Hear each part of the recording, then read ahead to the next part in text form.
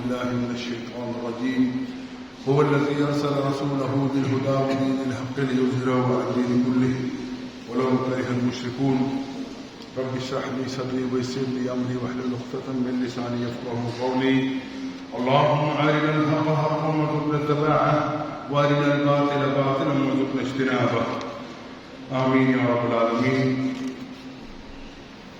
رسول اللہ صلی اللہ علیہ وسلم کا مقصد بعثت کہ کس لیے اللہ کے رسول کو بھیجا گیا وہ اس آیت کے اندر بیان کیا گیا ہے۔ اللہ سبحانہ و تعالیٰ فرماتے ہیں کہ وہی ہے ذات جس نے بھیجا اپنے رسول کو ہدا و دین الحق دے کر۔ الہدا کیا ہے؟ وہ قرآن ہے۔ دین حق کیا ہے؟ وہ نظام ہے جو اللہ سبحانہ تعالیٰ پوری دنیا کے اندر اس کا اظہار چاہتے ہیں۔ وہ چاہتے ہیں کہ دنیا کے اندر اللہ کے احکامات ایسے ہی مانے جائیں جیسے آسمانوں پہ مانے جاتے ہیں۔ اور فرمایا بے شک یہ کافروں کو بہت ہی مشکل اور بہت ہی ناگوار گزرے گا۔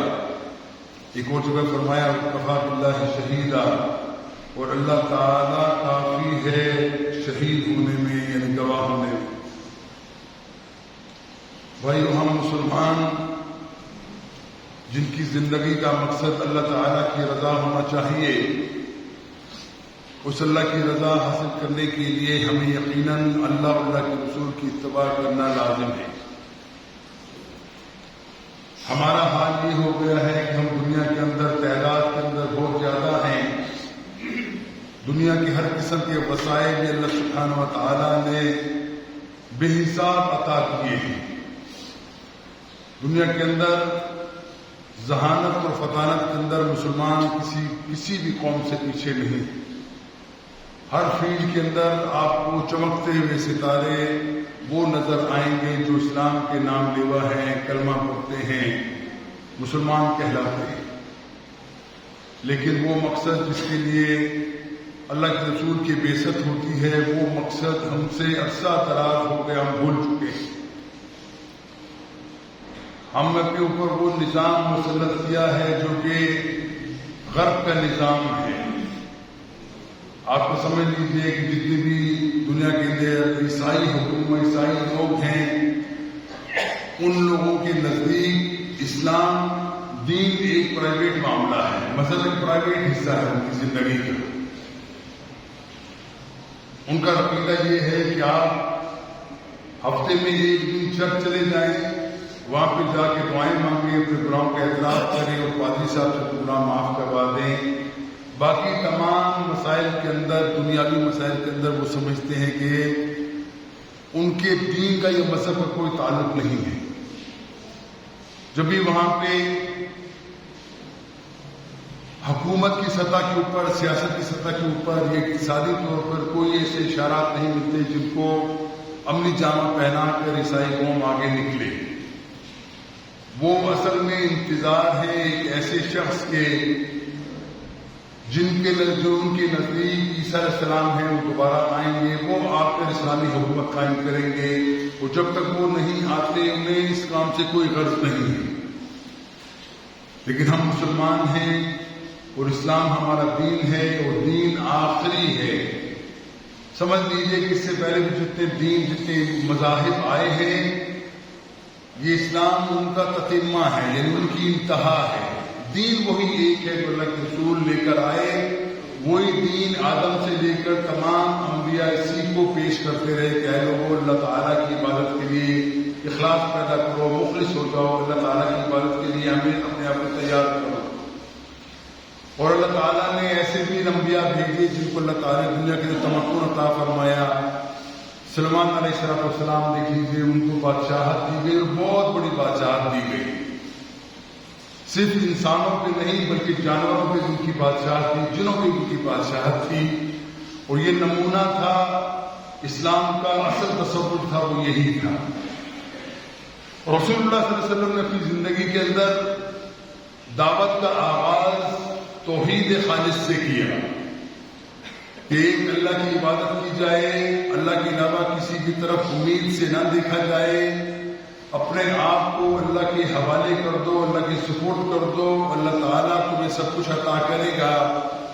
اور اسی دعوت کو لے کر انتہائی مختصر عرصے کے اندر، یہ تاریخ کے اندر اس کی مثال نہیں دی جا سکتی کہ ایک شخص ایسے معاشرے کے اندر پیدا ہوا جو معاشرہ ظلم، استبداد، شرک اور کفر سے بھرا ہوا تھا۔ اللہ کے رسول صلی اللہ علیہ وسلم نے اپنے کردار سے، اپنے عمل سے اس معاشرے کے اندر ایسے گوہر پیدا کیے کہ قیامت تک کے لیے ایسی مثال کسی نبی کے بارے میں نہیں دی جا سکتی۔ نوح علیہ السلام جنہوں نے اپنی قوم کو بلایا اور ایسا بلایا کہ ہم اس کے بارے میں سمجھتے ہیں کہ شاید کوئی اور بندہ ایسا کر بھی نہیں سکتا، وہ کتنا لمبا عرصہ ہے، سینکڑوں سال وہ بلاتے رہے اپنی قوم کو، لیکن نتیجہ کیا نکلا کہ 60، 70 یا 90 یا 100 سے زیادہ بندے ان کے پیروکار نہ بن سکے، لیکن وہ کامیاب ہیں۔ کوشش سب کی یہی تھی کہ اللہ کا دین دنیا کے اندر غالب ہو جائے، لیکن رسول اللہ صلی اللہ علیہ وسلم نے ہمارے سامنے وہ مثالیں پیش کر دی کہ جن کو سامنے رکھ کر ہم اللہ کے رسول کی اسی منہج کو اختیار کرتے ہوئے دنیا کے اندر اللہ کے دین کو غالب کرنے کی کوشش کریں۔ یاد رکھیے، جب ہم اللہ کے دین کے غلبے کی بات کرتے ہیں تو اس سے قطعی یہ مراد نہیں ہے کہ ہم صرف چاہتے ہیں کہ اوپر سے حاکم ہمارا مسلمان ہو جائے، نیچے لوگ ہیں جیسے ہیں ویسے ہی رہیں، ایسا کبھی ہوتا بھی نہیں ہے۔ جیسے ہم ہیں ویسے ہی ہمارے حاکم ہوتے ہیں، اور جب ہم اچھے ہوں گے یقیناً اللہ تعالیٰ ہمارے اوپر حکمران بھی اچھے پیدا کرے گا، اچھے دے گا، جو ہماری معاونت کریں گے بہتر مسلمان بننے کی۔ لیکن ہم خود دین پہ عمل پیرا نہیں ہیں بالعموم الا ما رحم ربی۔ دوسرا اگر یہ دیکھا جائے کہ ہم اللہ کی حاکمیت کی بات کرتے ہیں، اللہ کی عظمت کی بات کرتے ہیں، اللہ کے حکموں کو دنیا کے اندر نافذ کرنے کی بات کرتے ہیں، وجہ بات ہے، حق بات ہے، اس میں کوئی شک نہیں ہے، لیکن اللہ تعالیٰ ہم سے مطالبہ کرتا ہے کہ تم اپنے آپ کو پہلے درست کرو، قوا انفسکم واہلیکم نارا، کہ تم اپنے آپ کو اور اپنے اہل کو آگ سے بچاؤ۔ بچاؤ کا طریقہ کیا ہے کہ اللہ کے رسول کی ہدایات کے مطابق اپنی تربیت کرو، اپنے بچوں کی تربیت کرو، ان کا عقیدہ درست کرو، ان کی عبادات کا خیال کرو، ان کے اندر اسلامی اخلاق پیدا کرو، ان کے پیٹ میں جانے والا ایک ایک لقمہ اس کا بندوبست حلال طریقے سے کرو، بے شک کم ہو لیکن صاف ستھرا ہو، بے شک محنت زیادہ کرنا پڑے اور کسی حرام کام میں آپ کو بہت زیادہ فائدہ ہونے کے لیے امکانات ہوں، اس کام کو چھوڑ دو۔ جب آپ یہ کام کر لو گے اللہ تعالیٰ آپ کے ایمان کو مضبوط کر دے گا، آپ کے ایمان کے مضبوط ہونے سے آپ کے اوپر اسلام کے اوپر چلنا آسان ہوگا۔ تو ہم جب اپنے گھر کے اندر یہ فیصلہ نہیں کر سکتے، اس کو اللہ کی حکمرانی قائم نہیں کر سکتے، تو حکومت اور سیاست کی بات کرنا تو بہت دور کی بات ہے۔ تو پہلا مطالبہ کیا ہے؟ اپنے آپ کو درست کر لو۔ پوچھا گیا اللہ کے رسول صلی اللہ علیہ وسلم سے، من افضل جہاد یا رسول اللہ، اللہ کے رسول ہمیں بتلائیے کہ سب سے افضل جہاد کیا ہے؟ تو انہوں نے کہا ان تجاہد ما کہہ ربک، تو اس کام کے لیے کوشش کر جو تیرے رب کو ناپسند ہے، اس کے لیے محنت کر، یہ تو تیرا جہاد ہے۔ وہ سب سے بڑا جہاد، سب سے بنیادی جہاد جس کے اوپر وہ اسلام کی عمارت قائم کرنا آسان ہے، دنیا کے اندر اسلام کا غلبہ کرنا آسان ہے، وہ یہ ہے کہ اپنے نفس کے مطیع نہ بنو، اپنے نفس کے خلاف جہاد کرو، اپنے نفس کو اللہ تعالیٰ کا مطیع بنانے کے لیے، اپنے نفس کو اللہ تعالیٰ کا تابع بنانے کے لیے محنت کرو، کوشش کرو۔ جب ایک بندہ اپنی ذات کی اصلاح کے لیے کوشش کرتا ہے تو یہ کام یہاں رکنا درست نہیں ہے، اس کام کو آگے بڑھائیے، اپنی اصلاح کرنا ہے، اپنی اصلاح کیجیے، ساتھ ساتھ اپنے گھر والوں کی اصلاح کیجیے، اس معاملے کو پھیلاتے جائیے، اپنی قوم برادری اپنے محلے کے اندر اس اصلاح کے پیغام کو دنیا کے اندر پھیلائیے۔ پھر وہ وقت آئے کہ اللہ تعالیٰ دیکھے کہ یہ قوم اس کام کی مستحق ہے کہ ان کی کندھوں کے اوپر خلافت اسلامیہ کا بوجھ ڈالا جائے۔ اللہ سبحانہ تعالیٰ کی یہ مہربانی اور قدرت ہے کہ اللہ تعالیٰ ہمیں عطا کرے گا کہ دنیا کے اندر ہم اللہ کے نائب بن جائیں۔ اگر یہ منہج طریقہ یہ ہو جو میں نے آپ کے سامنے عرض کیا ہے، یہ اللہ کے رسول کا طریقہ ہے کہ رسول اللہ صلی اللہ علیہ وسلم اپنے ساتھیوں کو تربیت کرتے ہیں، ان کے دل کے اندر ایمان راسخ کرتے ہیں، ان کو اچھائی اور برائی کے اندر تمیز سکھاتے ہیں، اچھائی کے لیے سب کچھ کرنے کا حوصلہ دیتے ہیں اور برائی سے روکنے کے لیے ان کے دل کے اندر یہ جذبہ پیدا کرتے ہیں کہ وہ ہر برائی سے، ہر گناہ سے، ہر معصیت سے اور ہر قسم کے شرک سے اپنے آپ کو بچا کر رکھیں۔ یہ ابتدا ہے۔ لیکن ہم نے یہ سمجھا کہ شاید ہم کسی طریقے سے اوپر پہنچ جائیں گے تو ہم اللہ تعالیٰ کے احکامات کو نافذ و نامل کروا لیں گے۔ اس کا تجربہ کر چکے اور ناکام ہوئے۔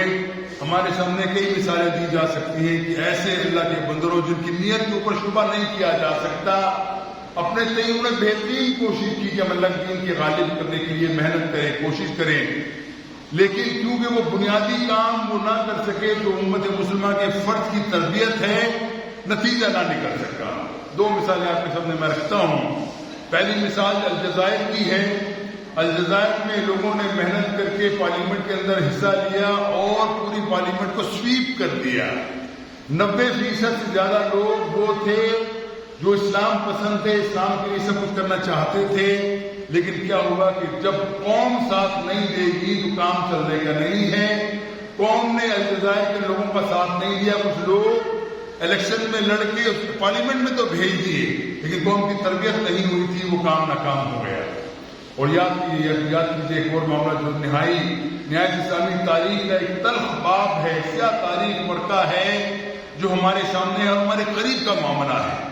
مصر کے اندر مرسی نے اپنے آپ کو، کیونکہ وہ انگریزی پڑھا لکھا بندہ تھا، امریکہ کے اندر بدوباش ہوئی تھی، لیکن عقیدہ اس کا درست تھا، عقیدہ راسخ تھا، دین سے محبت تھی، اللہ کے رسول سے اور ان کی تمام منہج کو وہ پسند کرتا تھا۔ اس نے کوشش کی، مصر کے اندر اس کو اقتدار مل گیا اور اس نے آتے ساتھ پہلا کام یہ کیا کہ مصر کی گزشتہ حکومتوں نے جو معاہدے ان لوگوں سے کر رکھے تھے جن کو اللہ تعالیٰ ہمارا دشمن قرار دیتا ہے، یہود و نصارہ کا معاملہ تھا، وہ تمام ختم کر دیا اور اس کام کو وہ آگے لے کے چلنے لگا، لیکن اس کا راستہ ایک دم سے روک دیا گیا۔ اس کی اپنی فوج میں سے ایسا بندہ منتخب کیا گیا جس کی ماں یہودن تھی، عبد الفتاح سیسی کے نام سے اس بندے نے انقلاب لانے کی کوشش کی اور کیا کیا، ہزاروں لوگوں کو قتل کر دیا۔ ہمارے ملک میں تو آپ کو معلوم ہے، کوئی اگر کہہ دے بھائی اللہ کے رسول اللہ کے دین کے لیے ذرا باہر نکلو، ہزار بہانے ہمیں نظر آ جاتے ہیں، ہزار ہم اس کے لیے مصیبتیں اپنے لیے کھڑی سامنے دیکھتے ہیں۔ لیکن مرسی نے مصر کے اندر تاریخ کا غالباً سب سے بڑا اجتماع کروایا، سب سے طویل اجتماع کروایا، احتجاج کرواتا رہا تقریباً 2 مہینے، جس کے اندر رمضان بھی تھا۔ مرد و زن، عورتیں، بوڑھے، بچے سب اس احتجاج کے اندر شریک ہوئے۔ مقصد یہی تھا کہ ہم اپنی غلامی سے نکلنا چاہتے ہیں، جو لوگ ہمارے حکمران بنا کر ہمارے سروں پہ بٹھا دیے گئے ہیں، وہ لوگ یورپ اور امریکہ کے وہ پٹھو ہیں، ہم ان سے نجات چاہتے ہیں۔ یہ طویل ترین احتجاج تھا، لیکن قوم اپنی مقصد کے اندر کامیاب نہ ہوئی اور ظلم کی انتہا دیکھیے کہ عورتوں اور بچوں کے اوپر ٹینک چڑھا دیے گئے۔ وہ ٹینک چڑھانے سے پہلے امریکہ کی طرف سے اور بدقسمتی سے ہمارے ان لوگوں سے جو اسلام کا نام لیوا ہیں، کوئی حرج نہیں میں کہنے کے اندر بے باک بات کہنا چاہیے، امارات اور سعودیہ کی طرف سے اربوں ڈالر حکومت کو دیے گئے، عبد الفتاح سیسی کو دیے گئے کہ تم ہر بندے کو جو بھی تمہارا فوج کے اندر کام کرتا ہے اس کو تم لاکھوں کے حساب سے پیسے دو، پیسوں کی کمی مت رکھو، اور اسی پیسے ہی سے یہ لوگ خریدے جا سکتے ہیں اور یہ لوگ تمہارے حکم کی پابندی کریں گے۔ نتیجہ کیا نکلا؟ ٹینکوں سے لوگوں کو کچل دیا گیا، ہزاروں لوگ قتل کر دیے گئے، ہزاروں لوگوں کو جیل کے اندر ڈال دیا گیا۔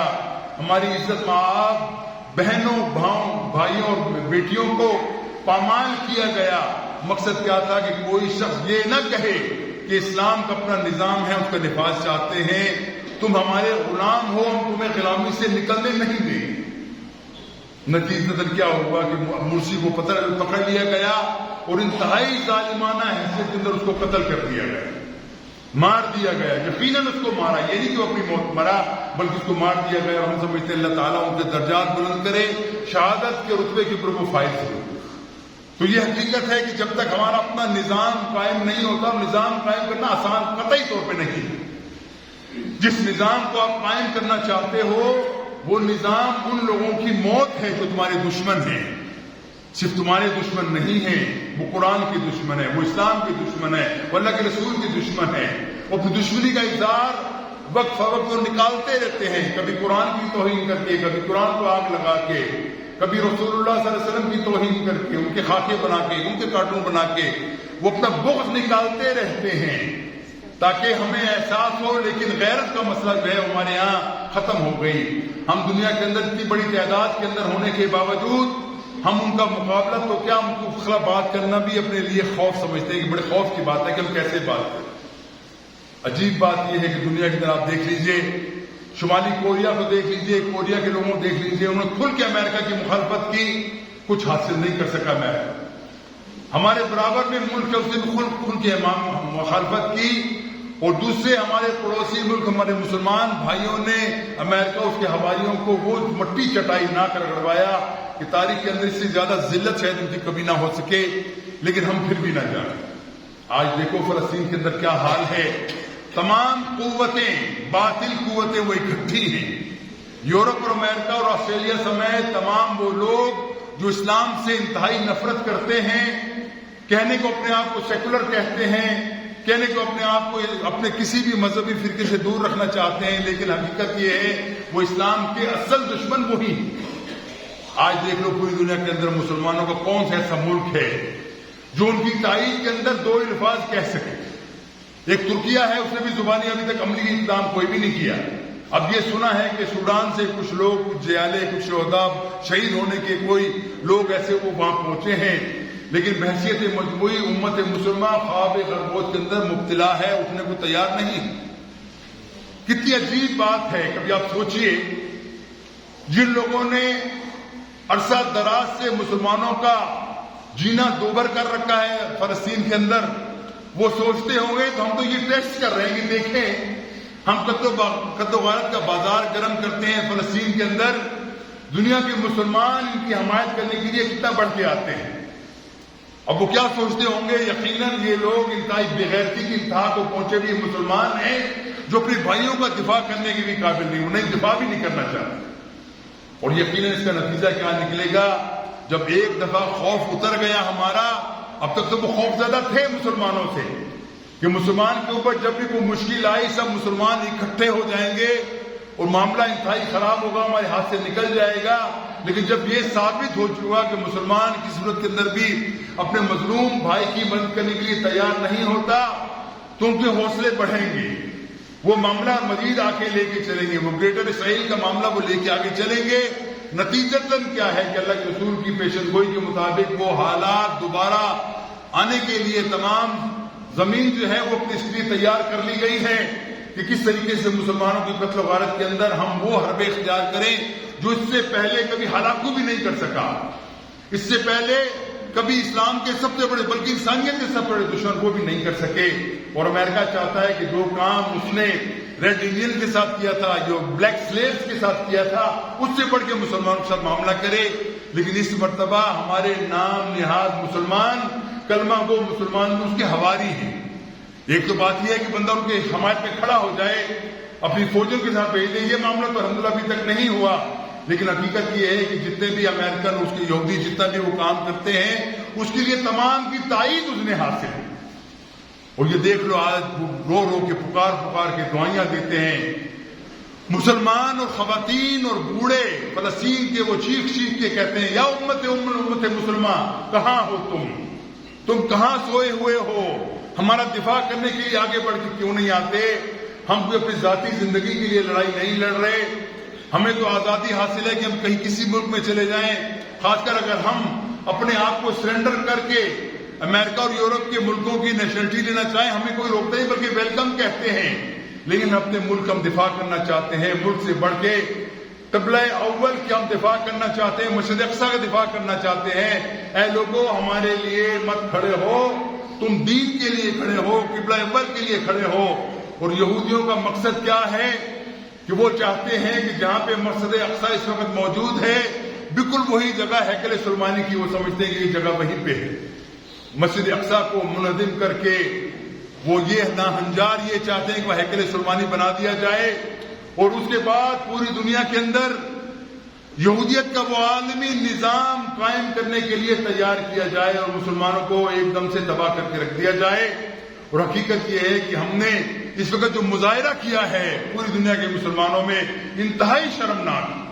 میں کہتا ہوں کہ اگر صرف مسلمان کے چند ممالک صرف یہ آج دھمکی دے دیں کہ ہم تمہارے اوپر آنے والے ہیں, تمہیں چھوڑیں گے نہیں, اور کوئی مشکل کام نہیں ہے, صرف پاکستان سے اگر کوشش کی جائے وہ ہماری رینج کے اندر ہے. لیکن ان کو یہ عزت و کرامت کا راستہ کون دکھائے؟ ان کی تو زندگی کا مقصد ہی دنیا حاصل کرنا ہے. دین کی بات ان کے لیے کرنا ہی وہ حماقت ان کے نزدیک نظر آتی ہے. وہ جو دین کی بات کرے وہ سمجھتے ہیں یہ احمقانہ طرز عمل اختیار کر کے دنیا کے اندر ایک فاشزم پھیلانا چاہتے ہیں, دنیا کے اندر ٹیررزم پھیلانا چاہتے ہیں. بھائیو یہ باتیں جو ہمارے سامنے آتی ہیں ان کو وہ ظلم نظر نہیں آتا جو فلسطین کے اندر آج ہو رہا ہے. اور تمام عمارتوں کو, اکثر اس عمارتوں کو منہدم کر دیا گیا, لاشیں روڈوں پہ پڑی ہیں, اور جو زندہ رہ گئے ان کی زندگی بھی زندگی نہیں ہے. وہ بھوک اور پیاس سے نڈھال ہیں, پانی بند کر دیا گیا ہے, روٹی کے تمام راستے, خوراک کے تمام راستے بند کر دیے گئے ہیں. ایک چند لوگ ہمیں نظر آتا ہے کہ وہ مصر کے راستے غزہ کے اندر پانی اپنے کندھوں پہ لاد کے وہ لا رہے ہیں, لیکن وہ اتنا کتنا کر لیں گے؟ لاکھوں لوگوں کو کیسے ہو؟ ابھی تو پتا چلے گا کہ جب تحقیقات ہوں گی, معاملہ کو ٹھنڈا ہوگا, پتا چلے گا کہ انہوں نے کس حد تک ظلم و بربریت کا وہاں پہ ارتکاب کیا ہے. اور آج کی نام نہاد سویلائز قومیں جو اپنے آپ کو انسانیت کے دعوے دار سمجھتی ہیں, جانوروں کے حقوق کے لیے تنظیمیں بناتی ہیں, ان کو اس وقت دکھتا نہیں کہ دنیا کے اندر اس وقت فلسطینیوں کے اوپر جو ظلم توڑا جا رہا ہے اس کی تدارک کے لیے نہیں, روکنے کے لیے بھی کوشش نہیں کرتی. UN ان کی لونڈی ہے, وہ بھی یقیناً اس معاملے کے اندر خاموش بیٹھی ہے. ایک دو قراردادیں کر کے وہ خاموش ہو کے بیٹھ جاتے ہیں کہ ان کا ہدف تو یہی ہے کہ جتنے مسلمان ہیں ان کی کمر توڑ دی جائے, کوئی اپنے سامنے ہمارے بڑھ کے نہ آئے. میں کہا کرتا ہوں بھائیوں, اس وقت خاموش مسلمان, ہمارے نام نہاد مسلمان جو دنیا کے اندر ظلم و کے خلاف بات کرنا بھی اپنے لیے خطرہ سمجھتے ہیں, وہ کیا سمجھیں گے وہ محفوظ رہیں گے؟ کبھی بھی محفوظ نہیں رہیں گے. اگر آج تم نے اپنے بھائی کی استعانت نہ کی, ان کی مدد نہ کی, ان کے دکھ کے اندر شامل نہ ہوئے, تو یقیناً لگتا ہے کہ آنے والے دنوں کے اندر وہ ہم پہ بھی چڑھ دوڑیں گے. اور اس سے کسی, جب آج ہم خاموش بیٹھ کے تماشائی بنے ہوئے ہیں, کل اللہ نہ کرے ہمارے پہ اگر یہ معاملہ ہوتا ہے, ہمارے اوپر ان کے الائز چڑھ دوڑتے ہیں, تو دنیا کے تمام مسلمان تماشائی بن کے ہمیں دیکھیں گے, کوئی آگے آنے کی کوشش نہ کریں گے. اور اس کے لیے میدان تیار کر لیا گیا ہے, اس کے اندر انڈیا کو تیار کر لیا گیا ہے. مسلمانوں اگر نہیں سمجھو گے تو پس جاؤ گے, دبا دیے جاؤ گے. اگر انڈیا آج تمہارے اوپر حملہ کر دے, تمہاری فوج کیسے لڑے گی ان کے ساتھ؟ تھوڑے وسائل نہیں. ہاں, دنیا کے اندر تمام مسائل, تمام دنیا کی فوجوں کو دیکھو اور ہماری پاکستانی فوج کو دیکھو, واضح فرق آپ کو نظر آئے گا. یہاں پہ سب سے بڑے کاروبار ان کے پاس ہیں, سب سے بڑی جائیدادیں ان کے پاس ہیں, سب سے زیادہ وسائل ان کے پاس ہیں. اور جب کہو کہ تم نے اسلام کی اور پاکستان کی دفاع کے اندر آگے آنا ہے, تو پھر ایک پرانا ٹیکس استعمال کرتے ہیں کہ مجاہدین کو تیار کرو, جا کے وہ لڑیں. اور یہ کرتے رہے ہیں, اور اب بھی ایسے ہی کرتے ہیں. ہم پکار کے, التجا کر کے ان کی اپیل کرتے ہیں, التماس کرتے ہیں, ان کی ہم جو منتیں کو ہم کرنے کو تیار ہیں. بھائیو رک جاؤ, کھڑے ہو جاؤ. صرف 4 بندے ہائی جیک پاکستان کو نہ کریں, بلکہ پوری قوم اس وقت فلسطینیوں کے ساتھ, ان کے دل دھڑکتے ہیں, ہم سے کوئی شک نہیں. ہر مسلمان ان کے لیے پریشان ہے, دعا گو ہے, اپنی صلاحیتیں, اپنے تمام وسائل استعمال کر کے مدد کرنا چاہتا ہے. اگر اوپر سے آرڈر ہو جائے, سب معاملے درست ہو جائیں. اور میں یقین سے کہتا ہوں, اللہ کی قسم کھا کے کہتا ہوں, اگر ہماری پاکستانی فوج آج اعلان کر دے کہ ہماری محبت فلسطینیوں کے ساتھ ہے, جو فلسطینیوں کے دشمن ہیں وہ ہمارے دشمن ہیں, یقین کرو یہ دھمکی کافی ہو جائے گی, سب کام ہو جائیں گے. لیکن یہ کیسے ہوگا؟ اور انہوں نے حلف کیا اٹھایا ہے؟ پاکستان کا دفاع کرنا ہے, اسلام کی دفاع کرنا ہے, اسلام کا قلعہ بنانا ہے پاکستان کو. لیکن حالات اتنے مخدوش ہیں کہ ان کو قتل کیا جاتا ہے. ان کی خواتین پکارتی ہیں, نام لے کر پاکستان کو پکارتی ہیں, لیکن کوئی اٹھنے کو تیار نہیں. ان کے اپنے مشعلے ختم نہیں ہوتے, ان کے اپنے یہاں